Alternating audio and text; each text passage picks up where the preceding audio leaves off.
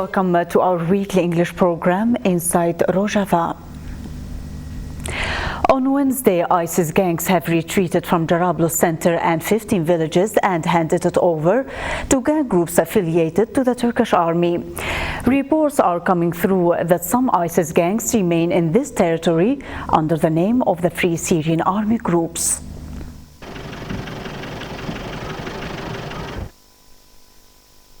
The Turkish state forces held a handover ceremony where they took the city of Jarablus from the bearded and black-clad ISIS by Military Operation Act and handed the city over to the shaven dressed-up ISIS members.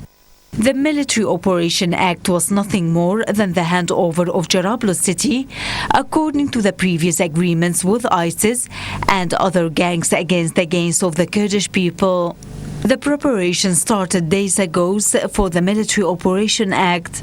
ISIS gangs moved out of Jarablus while just across the border in Karkamish district, people were removed from their homes and around 80% of the city was evacuated. As the people were unsettled with the air of a large military action and a serious war, what the Turkish army actually wanted to achieve was to garner credibility for the idea that the military action was in fact large. The Military Operation Act started on Wednesday at around 4 a.m. The operation started with tank fire. Construction equipment opened corridors and first groups of gangs and Turkish army tanks entered 3 villages. Jarablus, an old Armenian city that was cleared of Armenians due to the Arabization policies of the Ba'ath regime, was handed over to the Turkish army and allied groups in the afternoon of Wednesday by ISIS gangs.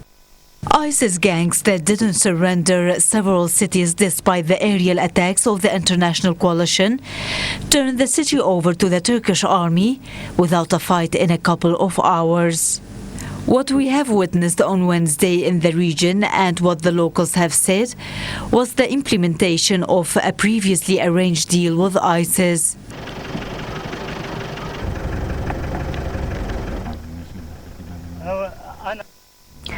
The Kurdistan Communities Union KGK said in a statement that Turkey implemented its goal of occupying Jarablus after the liberation of Manbij and that Jarablus was taken over in agreement with ISIS. KGK noted that the target of the Turkish state and the gang groups is not ISIS but the Syrian Democratic Forces.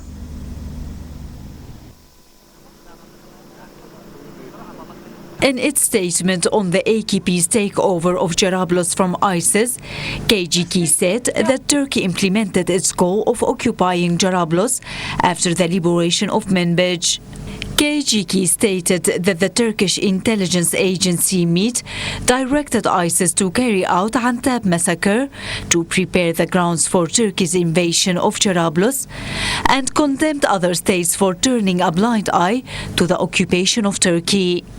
KGK described the massacre of 60 people, majority of whom are children in Antab for Turkey's occupation of Jarablus, as one of the heaviest crimes against humanity in history. And added that the scene in Jarablus exposed the collaboration between Turkey and ISIS once again. KGK Executive Council argued that Turkey's placement of gang groups in Jarablus came after the expulsion of ISIS from Manbij. And ISIS gangs' withdrawal from Jarablus is a part of an agreement with Turkish state, whose main target is the Syrian Democratic Forces, who are aiming to democratize Syria. KGK described Turkey's attack on Jarablus as an attack on the democratization of Syria and the creation of a Syria where Kurdish, Arab, Assyrian, Turkmen, Armenian and Druze peoples coexist peacefully. KGK recalled Turkish official statements describing Syrian Democratic Forces as the main targets of the operation on Jarablus and criticized the international powers for turning a blind eye to Turkey's occupation and establishing all sorts of dirty policies that attack the interests of the region's peoples.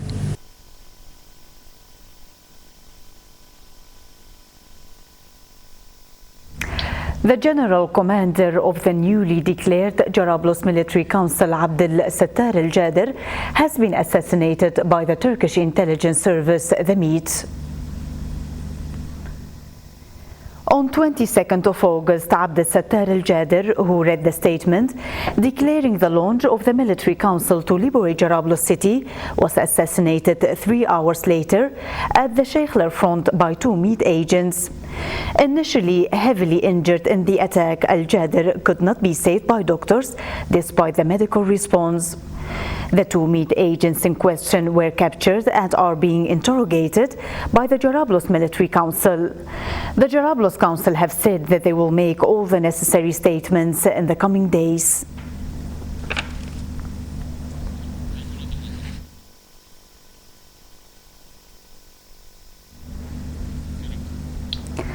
For more analysis, we will go now to Belgium. Joining us from there, the TV producer, Mr. Hassan Qazi.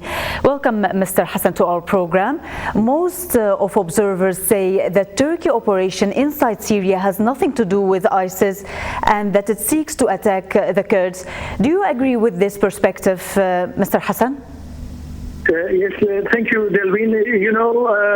It seems that there is a big deal is going to form because, as you know, yesterday evening there was a very lengthy meeting between the foreign ministers of United States and the Russian Federation, and apparently they have come into agreement concerning the situation in Syria. But this attack on Jarablus, it was very paradoxical because, as you know, the Kurdish liberation movement or the forces of the democratic forces of Syria, so they had a very good backing by the United States. They took Manbij, but at the same time, very short after that, so the United States, the Russians, all other players involved, they were just taking a blind eye or anyway, so they were accepting that the Turkish army can have this incursion inside the, let's say, Jarablus. And then when they are in Jarablus, when they are established in Jarablus, if they stay, they can remain there, so it can be, let's say, a kind of platform for political gains for Turkey. But if they go beyond, if they want, for instance, to spoil these gains in Manbij, it means that it will be a very great war in the area, and at the same time, all these, let's say, different groupings, different interests, they come to confront each other. So it's a very paradoxical situation, to be honest about it. But as the Turkish government has said itself, so their main aim is against the Kurdish movement and the Kurdish gains in the ROJAVA. How will Europe be affected by the Jarablus agreement, taking into consideration that ISIS will guarantee its access to Europe and the rest of the world through Jarablus, Mr. Hassan? Yeah, the United States, they consider, for instance, the participation of Turkey inside this coalition against Daesh as something important because they think if the Turkey is more active against Daesh, so in this way Daesh will be easier to be degraded. But we don't know, it's not clear what is the real let's say, contact and real nature of relationship between the Turkish army and Turkish government and the Daesh, the Islamic ISSE, as it's called in other names. So I think it is not very clear from now on to see all the other aspects. But what is clear is that the only, United States and the Russians, especially United States, should not just think about the sensitivities of a nation state like Turkey, because at the same time, the Kurdish nation, the Kurdish people, they are also sensitive for their rights. And then the way that they are seeing things in Syria, this is the only group in Syria, the Kurds, together with the democratic forces of Syria, that they have an alternative for this bloodshed which is going on in Syria, and it is a federal system in the future of Syria, a democratic system. The other groupings, they are just fighting for their, they don't have any program really for the future of the Syria. Let's shed more light, Mr. Hassan, on the U.S. stance towards the Kurds and Turkey. Turkish officials have told the U.S. many times to choose between Turkey and the Syrian Kurds. It seems now that the U.S. is supporting Turkey in occupying Syria while halting its support for the Syrian Democratic Forces in Shahba region. What is your interpretation of this U.S. stance towards the Kurds and Turkey? Yes. I think, the Kurdish people, both in, the plight of the Kurdish people, it's a kind of interconnected. And then we have the experience by let's say, our experience with the involvement with the United States. It was during the 70s. And then the way that Mr. Kissinger played its role, it was resulted into crash of the Kurdish movement in Iraqi Kurdistan or in southern Kurdistan. So I think the Kurds are aware that they are not the foot soldiers of nobody, but at the same time they have their rights, they have their own sensitivity. And with the United States, if you look at the statements by the officials of your foreign office or the defense ministry anywhere, they speak about the courageous the role that it's played by the Kurds in ROJAVA and everything. They are very courageous people, everything. But at the same time, very hardly you hear anything about the status of these people. The people are not just fighting for fighting's goal, they are fighting for some rights. And the rights is that the local people everywhere, it's very clear that everywhere that is liberated from the chain of Daesh, the People's Protected Unit, they said that it will be just left to the local people to manage their life. And this is very important, and this one should be also taken into account by the big forces like the United States. But as I said, it seems that by yesterday's press conference in Geneva, after this lengthy meeting between the two foreign ministers, that a very big deal is developing, but how it will be affected, the Kurdish question, it's not very clear. But in this meeting, Mr. Kerry said openly that they are not for, let's say, independent Kurd initiative. To use the word initiative, but and then they have into account the sensitivity of their friend Turkey. This is all they said, but it means that the Kurds themselves and especially the democratic forces. When I say Kurds, I mean Kurds and democratic forces in Syria.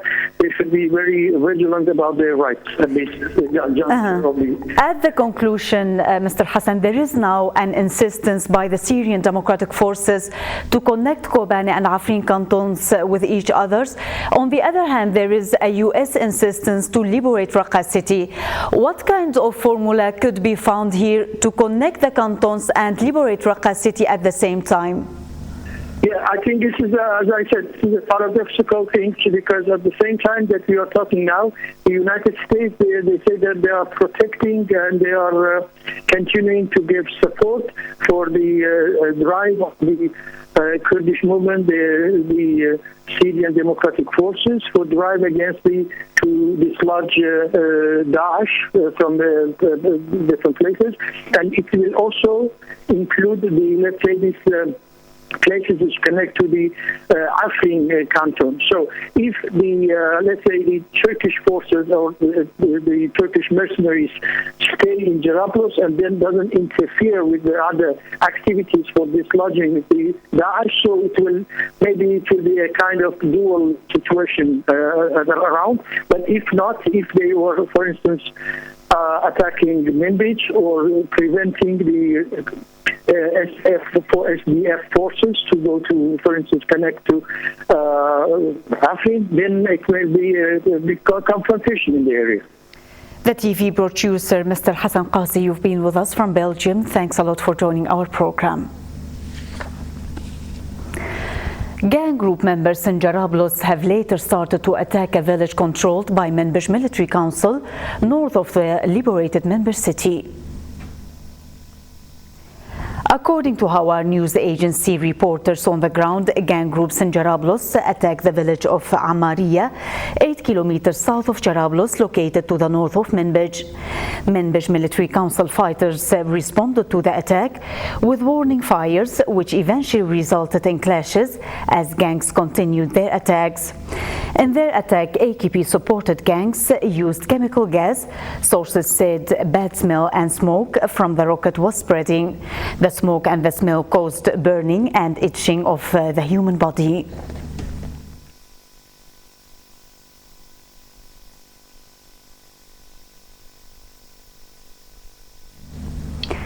After the liberation of Manbij city, the Manbij Military Council liberation operation continued in the southern countryside of Manbij, where dozens of villages have been liberated. Manbij Military Council campaign continues in the southern countryside of Manbij city within the scope of the Operation Martyr Commander Faisal Abu Layla. Manbij Military Council fighters have liberated recently 8 villages, inflicting heavy blows on ISIS gangs. 27 ISIS members were killed during the clashes. Bodies of 17 of these were seized by the Manbij fighters, in addition to their arms and ammunition.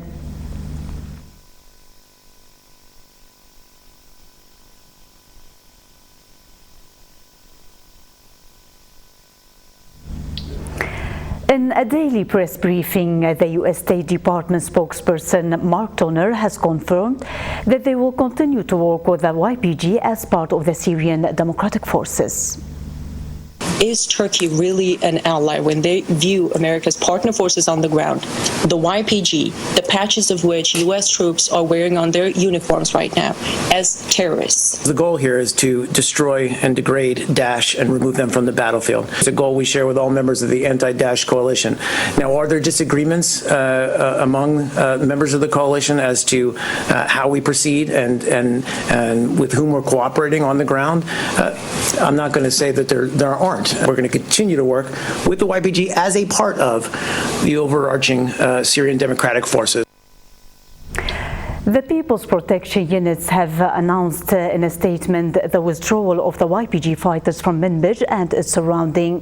The YPG said that their forces have handed over their positions to the Syrian Democratic Forces QSD, who are supporting the Manbij Military Council fighters in Manbij. To learn more on the YPG move, joining us Mr. Rezan Jan, member of the YPG Press Center. Welcome, Mr. Jan, to our program. Well, it seems that Mr. Renas is not ready yet. We will move to another item until the connection is done. After 7 days of fierce clashes between the YPG, the ROJAVA forces and the Syrian regime forces, a ceasefire was declared under the auspices of the international and local tribal leaders. According to the agreement, the Syrian regime forces will withdraw from the city of Hasake and hand the control over to the Assassinated forces. A ceasefire has been declared in Hasake city of ROJAVA in the wake of clashes between the YPG, YPJ and Assassinated security forces on one hand and Ba'ath regime forces, Iranian soldiers and Hezbollah members on the other hand. The clashes between the sides were ongoing for 7 uninterrupted days. The ceasefire was declared upon a demand and request from tribal leaders in Hasake and some countries. On Tuesday, the ceasefire was accepted on condition that regime forces and affiliated gang groups leave the city. The control of the entire city will be held by ROJAVA Assassinated forces. According to the agreement, the ROJAVA forces and regime forces will also exchange any detainees or wounded and reopen roads blocked off during the fightings. The deal was brokered under the auspices of Russian military officials and other local tribal leaders. Clashes erupted in Hasake on 16th of August between the Kurdish police forces, known as Asayish, and the pro-government National Defense Forces militia. Fighting escalated Thursday, where regime warplanes bombarded Kurdish-held neighborhoods in the city for the first time. That prompted Washington to warn against strikes that might endanger its military advisors, with the Kurds on the ground. Kurdish fighters now control 90% of the city after seizing the central prison, the Nashwa Sharqiya and Ghweiran neighborhoods in the city.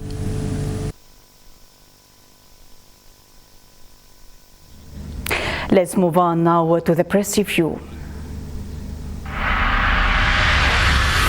Robert Parsons, chief foreign editor of France 24, have spoken about the current Russian stance on Kurds and whether Russia will play any role in bringing the Kurds in ROJAVA and Turkey close together. It's very interesting that up until now the Russians have been supporting the participation of the Kurds in the Geneva process. The Turks have been extremely opposed to it, and up until now the Kurds haven't participated.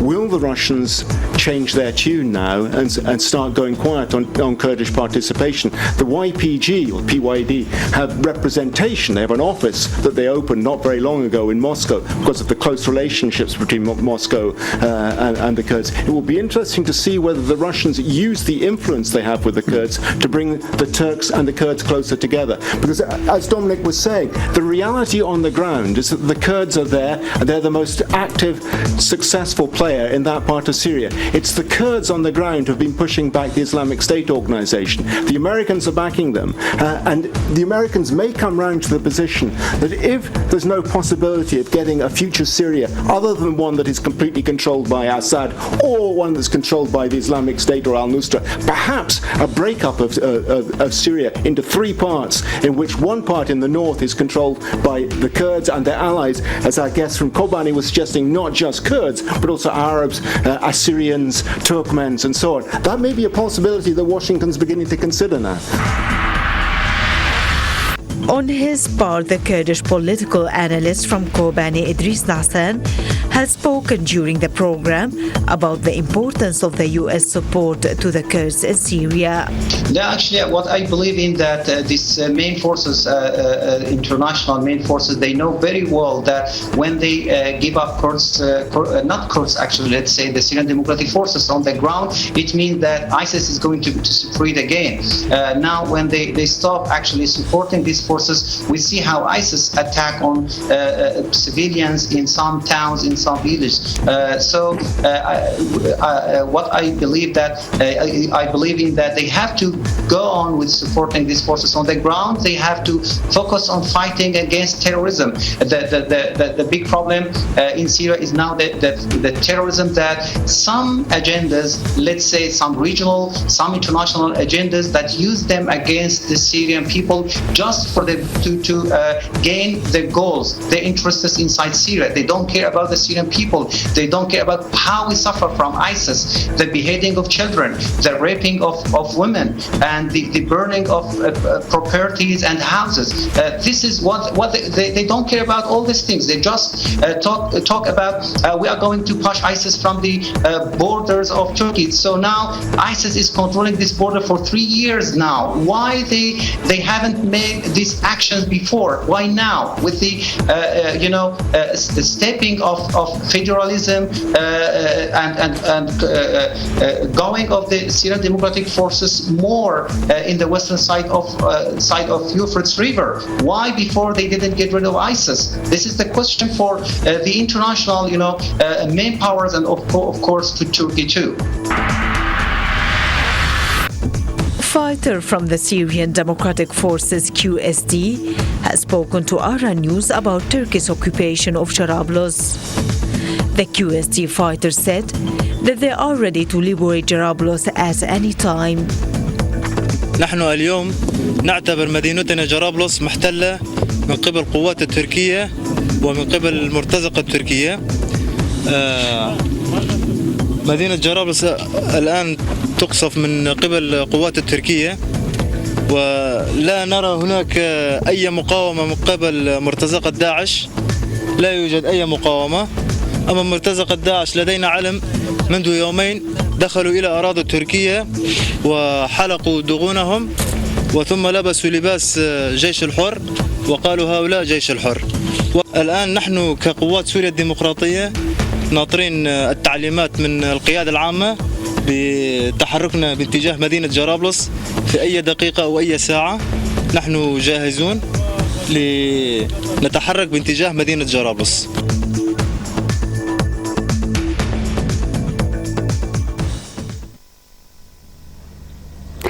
To get more insight on the withdrawal of the YPG from Manbij, we go now to Mr. Ronahi Jan, member of the YPG Press Center. Welcome, Mr. Jan, to our program. First of all, we would like to know from you when your forces have withdrawn from Manbij and what were the reasons behind this move? Thank you for having me. I would like to first provide you with details on our participation in Eastern Euphrates. During Manbij offensive, like all recent campaigns against Daesh in ROJAVA in northern Syria, our units fought as an effective part of the Syrian Democratic Forces, the SDF, under the umbrella of Manbij Military Council, and they successfully carried out their duties. The base for the support was responding to the call of the MMC, and it ended with the liberation of the city and a wide extent of rural terrain. It was to really promote the importance of unity among Arabs, Kurds, and Turkmens as a joint resistance against terrorism in North Syria. And to precisely answer your question, I have to say, on August 15, 2016, 2 days after city's liberation, the People's Defense Units YPG handed over their positions to the Manbij Military Council and safely returned to their bases. The initial control of the city was then given to the Civilian Council after the warm welcome. In the course of last week, the Turkish army has attacked one of your positions in Derek city. Could you provide us with more information on it, and how was your response to the attack, Mr. Jan?